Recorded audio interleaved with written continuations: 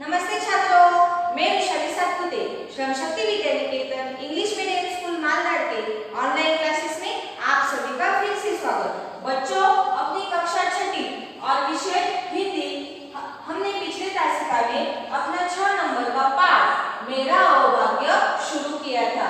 तो ये पाठ किसने लिखा है? लेखक चंद्रगुप्त विद्यालंकार।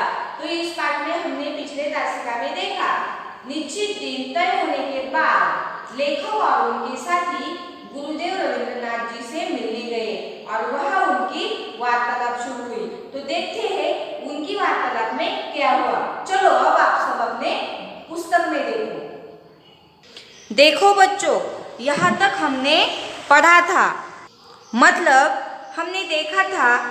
फिर हम सबको गुरुदेव से परिचय कराया गया। बाद में वार्तालाप शुरू हुआ। जब गुरुदेव के साथ लेखक और उनके साथियों का परिचय कराया गया, उसके बाद में वार्तालाप शुरू हुआ। वार्तालाप मतलब बातचीत शुरू हुई। तो देखो आगे क्या हुआ। चर्चा के दौरान गुरुदेव ने कहा, चर्चा के दौरान मतलब जब चर्चा हो रही थी उस वक्त, चर्चा के दौरान। अब से 50 बरस पहले जब मैंने कहानियाँ लिखना शुरू किया था तो इस क्षेत्र में एक आधी आदमी था। मतलब बच्चों, लेखक ने कब से कहानियाँ लिखना शुरू किया था? तो 50 बरस पहले।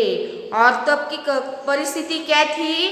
तो इस क्षेत्र में मतलब जहाँ गुरुदेव और लेखक मिले थे उस क्षेत्र में एक आधी आदमी था। मतलब बहुत सारे लोग नहीं थे, 1 और 2 लोग ही वहाँ उपस्थित रहते थे।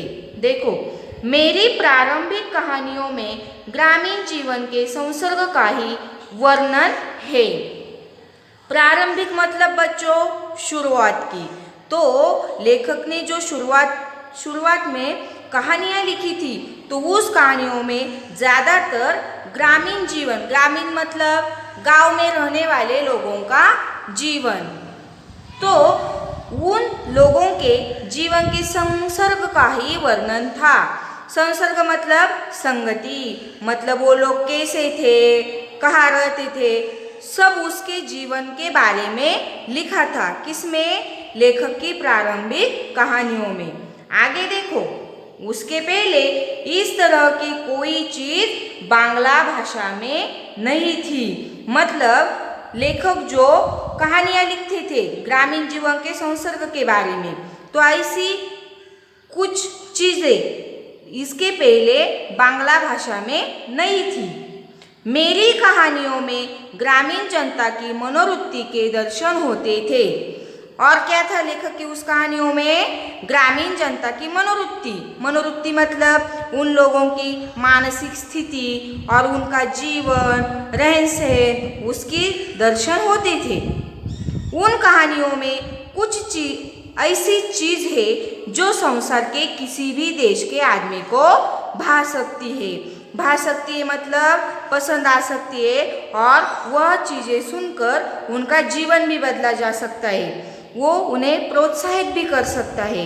मतलब उन कहानियों में लेखक ने ऐसी कुछ चीज़ें लिखी थी जो देश के, किसी भी देश के आदमी को पसंद आ सकती थी।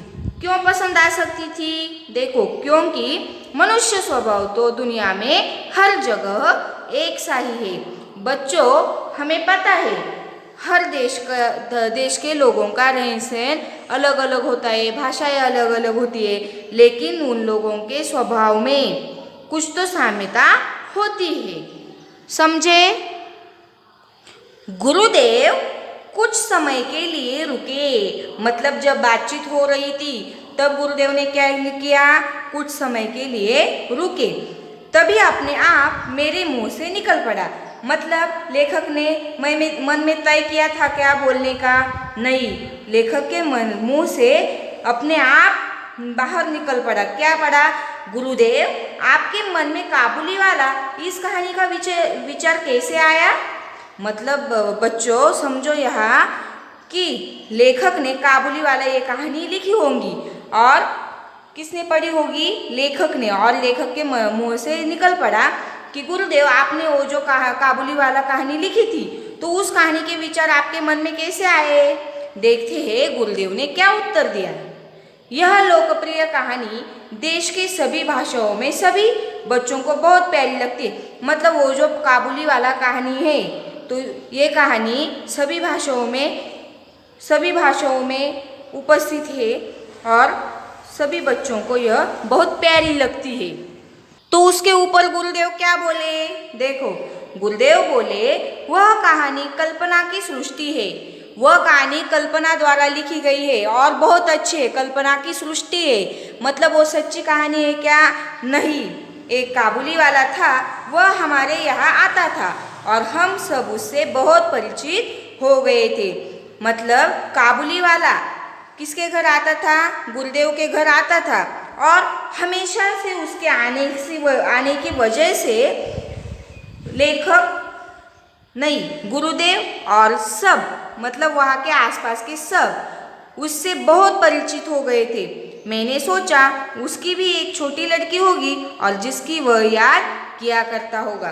तो तभी गुरुदेव के मन में विचार आया कि इस काबुली वाले की भी एक छोटी सी लड़की होगी और उस लड़की की भी उसे याद आती होगी।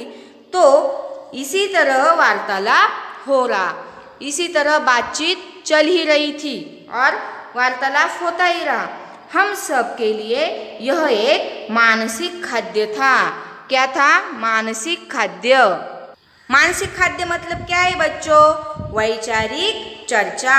मतलब जो लोग वहाँ उपस्थित थे उन सब के लिए गुरुदेव का यह वार्तालाप वैचारिक चर्चा के जैसा था। आश्चर्य की बात यह कि 15 मिनट के बजाय 40 मिनट हो चुके थे। आपको पता है बच्चों, पिछले तासिका में हमने देखा था डॉक्टर ने गुरुदेव को सिर्फ 15 मिनट मिलने के लिए इजाज़त दी थी, लेकिन 15 मिनट बोलते बोलते कितने मिनट हो चुके थे? 40 मिनट बीत चुके थे। अब गुरुदेव उठे, चल पड़े। तो गुरुदेव ने वार्तालाप समाप्त किया और उठकर चल पड़े। जाते जाते उन्होंने कहा, जाते जाते के समय उन्होंने क्या किया? किसने? गुरुदेव ने क्या किया?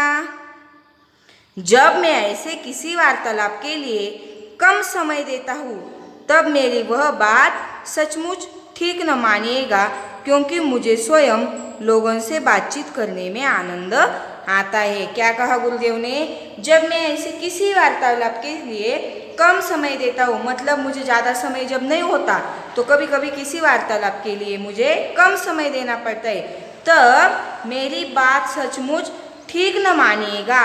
मतलब मेरी बात को बुरा मत मानिएगा, क्योंकि मुझे स्वयं लोगों से बातचीत करने में आनंद आता है। तो इसका मतलब क्या है? गुरुदेव को आलस है क्या लोगों से बातचीत करने में? नहीं, गुरुदेव को स्वयं लोगों से बातचीत करने में आनंद आता है। तो बच्चों, आज आप यहाँ तक समझे? ठीक है। अपने इस पाठ का जो बाकी का भाग है वो हम आगे की तासिका में देखेंगे। तब तक शुक्रिया।